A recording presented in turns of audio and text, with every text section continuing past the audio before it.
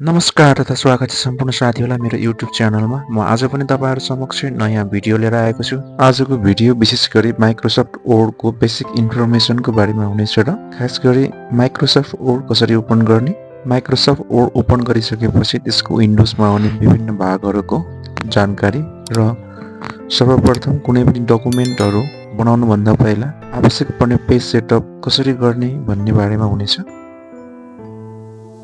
सबैभन्दा पहिलो तरिका छ यहाँ सर्च बटनमा गएर एमएस वर्ड टाइप गरेर इन्टर हान्नुभयो भने यसरी माइक्रोसफ्ट वर्ड खुल्छ। त्यसै गरी अर्को तरिका छ, यसमै आफूले जहाँ वर्ड फाइल क्रिएट गर्न चाहेको त्यहाँ गएर राइट क्लिक गर्नुहोस् माउसको, त्यसपछि न्यू भन्ने अप्सन छ त्यसभित्र जानुभयो भने माइक्रोसफ्ट वर्ड भन्ने यहाँ अप्सन देख्नुहुन्छ, त्यसमा क्लिक गर्नुभयो भने त्यही नै यसरी माइक्रोसफ्ट वर्ड क्रिएट हुन्छ। त्यसलाई हामी ओपन गरेर चलाउन सक्छौँ र यसलाई हामी रिनेम पनि गर्न सक्छौँ। राइट क्लिक गरेर रिनेम गर्ने अप्सन पनि छ। आफ्नो डकुमेन्टको नाम के राख्न चाहनुहुन्छ त्यसको आधारमा तपाईँ रिनेम पनि गर्न सक्नुहुन्छ। त्यसै गरी अर्को अप्सन छ मेनु बटनमा क्लिक गर्नु, त्यसपछि अल एप्समा क्लिक गर्नुभयो भने यहाँ तल अल्फाबेटिकल अर्डरमा वर्ड भनेर लेखेको हुन्छ, यहाँ क्लिक गर्नुभयो भने पनि यसरी माइक्रोसफ्ट वर्ड चाहिँ खुल्ने गर्छ। त्यसै गरी अहिलेको लेटेस्ट भर्जनको वर्डहरूमा यसरी माइक्रोसफ्ट वर्ड ओपन गर्दा बित्तिकै यस्तो खालको पेज खुल्छ। त्यसमा आफूलाई चाहिएको कस्तो खालको वर्डको चाहिँ टेम्प्लेटहरू चाहिएको त्यसको आधारमा हामी वर्ड डकुमेन्ट ओपन गर्न सक्छौँ। जस्तै आफूले सबै कुरा नयाँ क्रिएट गर्दै हुनुहुन्छ भने ब्ल्याङ्क डकुमेन्ट खोल्न सक्नुहुन्छ।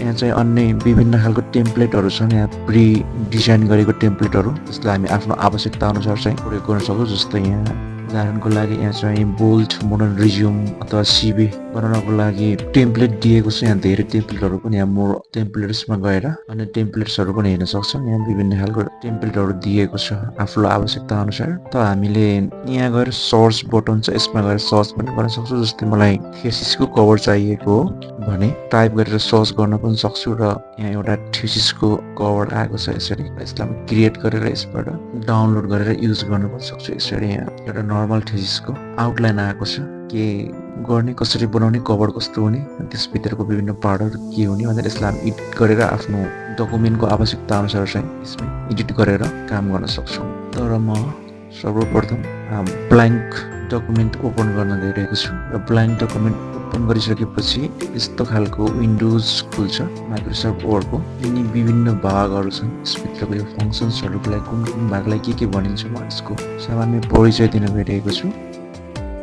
यो सम्पूर्ण भित्रको यो भाग जुन कालो रेक्टेङ्गल भित्र छ यसलाई चाहिँ हामी रिबन भन्छौँ। त्यसै गरी यहाँ भएको यो पार्ट जुन क्विक एक्सेस बार हो, आफूलाई चाहिने विभिन्न फङ्सन्सहरूलाई लिएर राख्न सकिन्छ। त्यसै गरी यहाँ टाइटल बार छ, यहाँ जुन डकुमेन्टको हामी टाइटल दिएको हुन्छ त्यो चाहिँ यहाँ देखिन्छ, त्यसलाई हामी टाइटल बार भन्छौँ। त्यसै गरी यो फङ्सनहरूको चाहिँ ग्रुप हो, त्यसभित्र पनि यसलाई हामी ग्रुप भन्छौँ, भागभित्र देखिएको। त्यसै गरी यो home, file, insert, design, layout यिनीहरूलाई हामी ट्याब भन्छौँ। जस्तै home tab, insert tab, design tab, layout tab. त्यसै गरी अर्को चाहिँ ट्याब सेलेक्टर बटन हो, यो चाहिँ यसले ट्याब सेलेक्सन गर्नको लागि चाहिँ काम गर्ने गर्छ। त्यसै गरी यहाँ चाहिँ कहाँदेखि टाइपिङ सुरु गर्ने भनेर इन्डेन्ट हुन्छ, यो फर्स्ट लाइन इन्डेन्ट हो भने यहाँ तलको चाहिँ ह्याङ्गिङ इन्डेन्ट हो। त्यसै गरी यहाँ चाहिँ राइट इन्डेन्ट छ अनि यहाँ सानो एरो हुन्छ, यति एरियाको यो चाहिँ आफ्नो आफ्नो पार्ट चाहिँ हामी क्विक लन्च बार भन्छौँ। त्यसबाट हामी भित्र गएर विभिन्न सेटिङहरू गर्न सक्छौँ। त्यसै गरेर हामी चाहिँ यहाँ रुलर देख्न सक्छौँ यो साइडमा,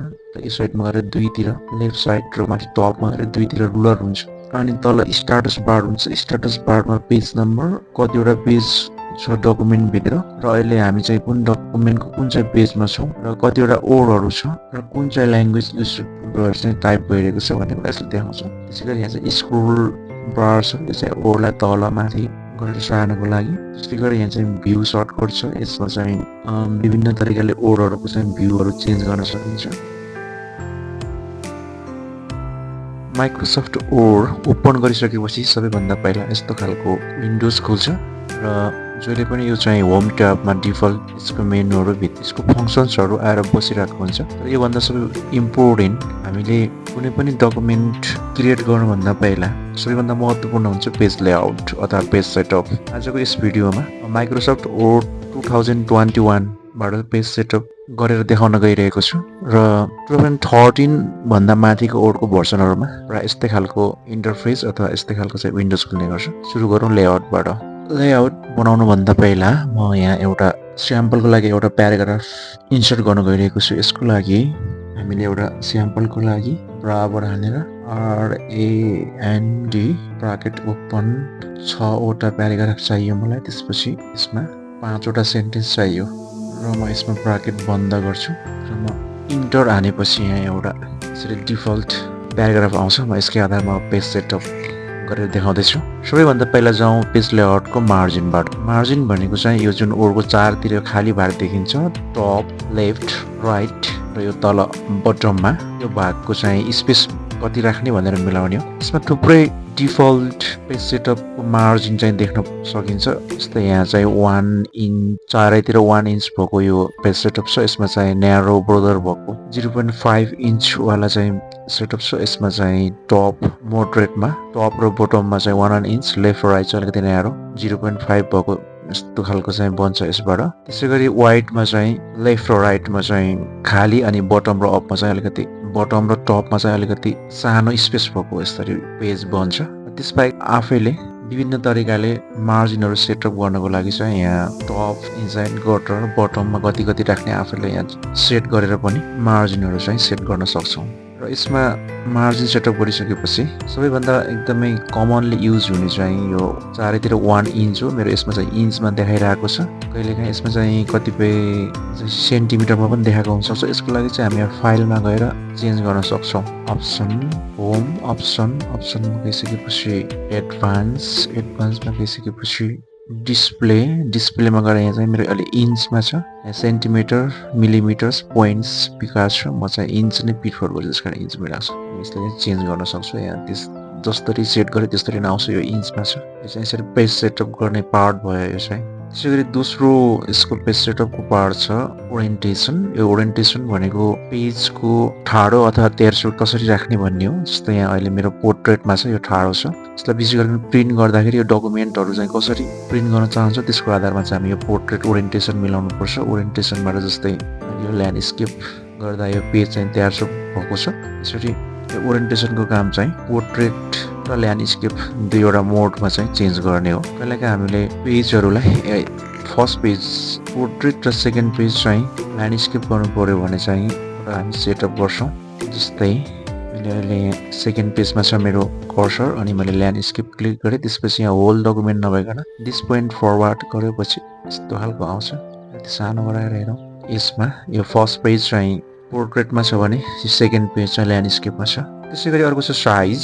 पेपरको यहाँ विभिन्न साइजहरू, कुन साइज हामीलाई चाहिएको त्यो सेटअप गर्नको लागि यहाँ हामी क्लिक गर्छौँ। यो लेटर, ट्याब्लोइड, लिगल स्टेटमेन्ट, यहाँ विभिन्न खालको पेजहरू चाहिँ कति बाई कति इन्चको भन्ने। सबैभन्दा कमनली चल्ने भनेको चाहिँ A4 साइज हो, जुनमा चाहिँ 8.27 इन्च बाई 11.69 इन्च हुने गर्छ।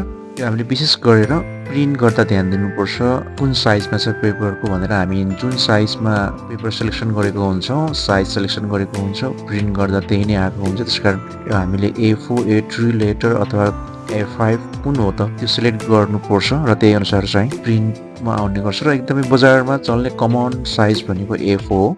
A3 पनि देख्न सक्छौँ। A3 भनेको A4 को ठ्याक्कै दोब्बर साइज हो। भने अन्य विभिन्न साइजहरू पनि छन्। यो चाहिँ हामीले पहिले सेटअप गर्नुपर्छ कुनै पनि डकुमेन्टहरू बनाउनुभन्दा पहिला। त्यो गऱ्यो भने पछि पेज सेटअप गर्दाखेरि डकुमेन्टहरू बिग्रिने सम्भावना चाहिँ कम रहन्छ। त्यसै गरी अर्को पेज सेटअप छ कोलुम्स। कोलुममा चाहिँ यसलाई कति भागमा डिभाइड गर्ने भन्ने हो। यसमा जस्तै 1 कोलुममा छ अहिले मेरो यो, यसलाई 2 कोलुम, 3 लेफ्ट राइट, यसभन्दा बढी पनि हामी यसबाट गएर सेटिङ गर्न सक्छौँ। जस्तै अब यो होल डकुमेन्टलाई नै 2 कोलुममा डिभाइड गर्नको लागि म यसरी यहाँ 2 गराएँ भने यहाँ मेरो यसमा भएको डकुमेन्टहरू चाहिँ 2 कोलुममा चाहिँ डिभाइड भइसकेको छ र मैले यसलाई 3 कोलुम पनि बनाउन सक्छु। यो चाहिँ यहाँबाट यसरी कोलुमहरूबाट चाहिँ यसलाई 1 मै राख्छु। जस्तै मलाई यति डकुमेन्टको यो 2वटा प्याराग्राफलाई मात्रै कोलुममा कन्भर्ट गर्नु छ, त्यसलाई सिलेक्सन गरेर 2 कोलुम बनायो भने यो मात्रै चेन्ज हुन्छ। जसरी यो हामी पत्रिकाहरूमा न्युजहरू विभिन्न कोलुमहरूमा राखेर प्रिन्ट गरेको देख्छौँ। यसरी यहाँ कोलुम चाहिँ हामी डिभाइड गर्न सक्छौँ। कोलुमको काम यति नै भयो। कोलुमबाट चाहिँ यहाँ चाहिँ धेरै हामी मिलाएर कति कोलुममा गर्ने यहाँ चाहिँ यसरी सेटअप पनि गर्न सक्छौँ। र यसलाई अलिकति राम्रो देखाउनको लागि मैले सबै होल डकुमेन्टलाई नै दुईवटा कोलममा चाहिँ चेन्ज गर्छु। यसको अलिकति फाइन भ्यू हुनको लागि चाहिँ होममा गएर जस्टिफाई क्लिक गर्दा अलिकति यो बेटर देखिन्छ। यसको लुक्स चाहिँ प्रिन्ट गर्दाखेरि राम्रो देखिन्छ।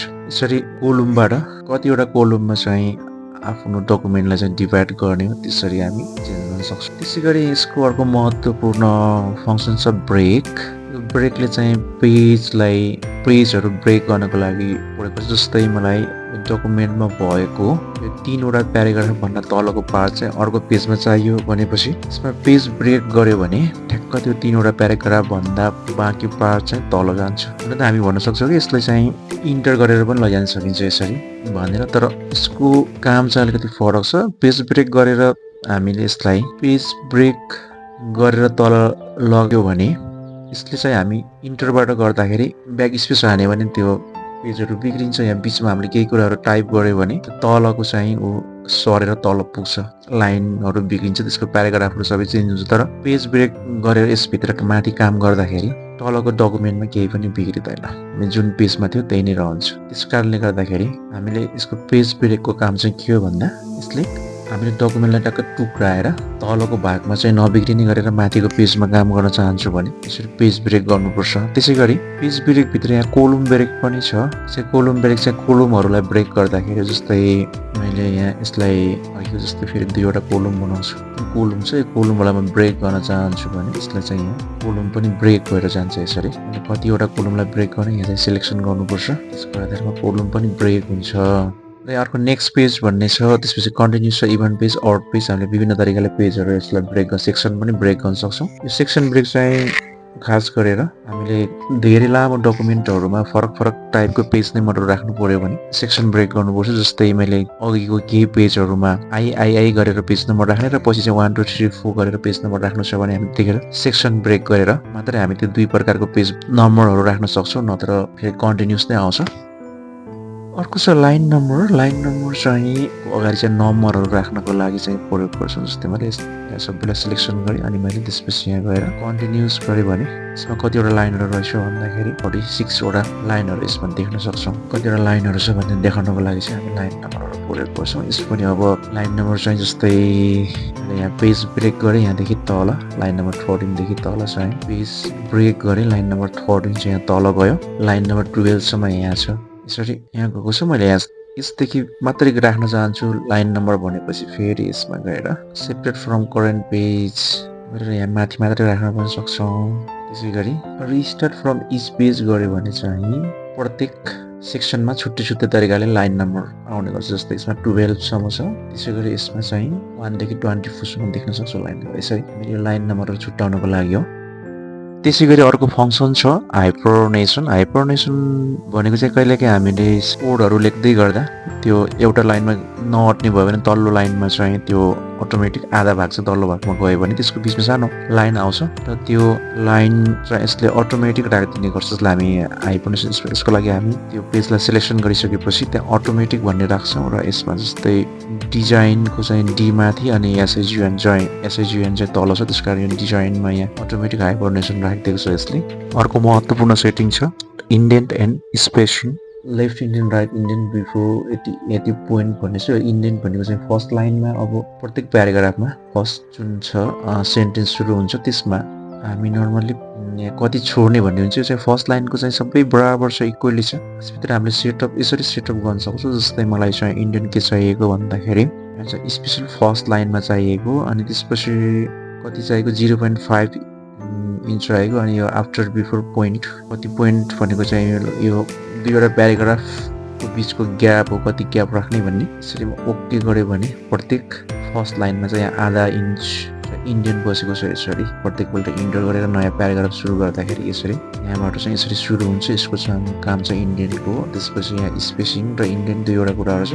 यो स्पेसिङ दुईवटा प्याराग्राफहरूको बिचमा अथवा इनरको बिचमा मैले कति स्पेसिङ राख्ने भन्ने कुरा चाहिँ यो पोइन्टले गर्छ आफ्टर अथवा बिफोर मैले यहाँबाट यसरी छुट्याउन सक्छु दुईवटा प्याराग्राफको बिचमा कति ग्याप हुने भन्ने कुरा फर्स्ट प्याराग्राफ र सेकेन्ड प्याराग्राफ जब म इन्टर हान्छु त्यसको बिचमा कति ग्याप हुने भन्ने कुरा चाहिँ यो पोइन्टबाट छुट्याउँछौँ यो अटोमा राख्यो भने यसले अटोमेटिक काम गर्छ र यसको बिचमा भएको हामी इन्डेन्टलाई पनि अटोमा राख्छौँ अथवा हामीले आफ्नो आवश्यकता अनुसार यसलाई घटाउने अथवा बढाउने पनि गर्न सकिन्छ यदि कामहरू जान्नुभयो भने तपाईँले चाहिँ एउटा माइक्रोसफ्ट वर्ड डकुमेन्टभित्र लगभग सबै पेज सेटअप गर्न सक्नुहुन्छ र त्यसपछि बल्ल आफ्नो काम गर्न सुरु गर्नुभयो भने तपाईँलाई पछि पेज सेटअप गर्दाखेरि जुन डकुमेन्ट बिग्रिने सम्भावना एकदमै कम रहन्छ र यसै गरी अन्य मेनुहरूको लागि र अन्य ट्याबहरूको त्यसभित्र रहेको फङ्सनको लागि अन्य भिडियोहरू चाहिँ हेर्दै गर्नुहोला र अन्त्यमा लाइक कमेन्ट र सब्सक्राइब गर्न नबिर्सिनु होला धन्यवाद।